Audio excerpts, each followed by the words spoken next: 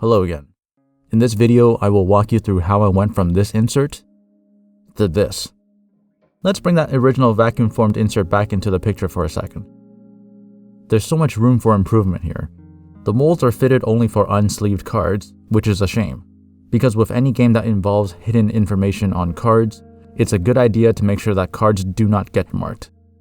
It doesn't make sense to design inserts that don't account for sleeves in this day and age. Because they rounded off these corners here, no sleeve cards will ever fit in here. And another thing, this game makes use of cardboard standees.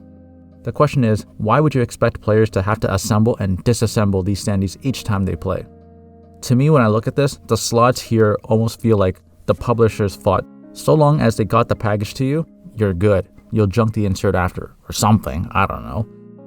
Anyway, we'll get into how I did what I did very shortly. And lastly, the token sack. I guess it goes up here. I don't even remember. It doesn't fit in here comfortably without neatly tucking up the tokens away beforehand. I never understood why people are okay with this. There's still a lot of room here to afford looser dimensions. So let's just move on to what I came up with. I'll just take these out first so I can show you that this is a single piece. So primary features of my insert is using a larger tolerance for everything that we store away. But this also means now you have to deal with stacking an awkward shape on top of another awkward shape, on top of another awkward shape. Instead of trying to make this fit perfectly, I have made this area much larger, much wider, just to give you a lot of leeway when it comes to throwing stuff back in place. You'll notice that there's this little stub protruding from the wall here. Originally, it was going to be a wall that extended all the way through to the other side, but I felt it would have served the goal better if I didn't require that wall there, and having the extra space meant I had more wiggle room for the pieces. At the end of the day, I kept the stub in place because I felt by having that stub there, it served as a visual reminder that these are separate areas for you to have two stacks of standees. Moving on, here I have a double stack of cards, with the house cards at the bottom as indicated. The area is sized up to fit thick sleeves. In this demonstration, we are using GameGenic matte sleeves. Since I have all the space to do so, two sizable notches have been cut out so you can get your fingers underneath to pick these up easily. I've also carved out a part of the floor so you have room to get underneath the deck of cards.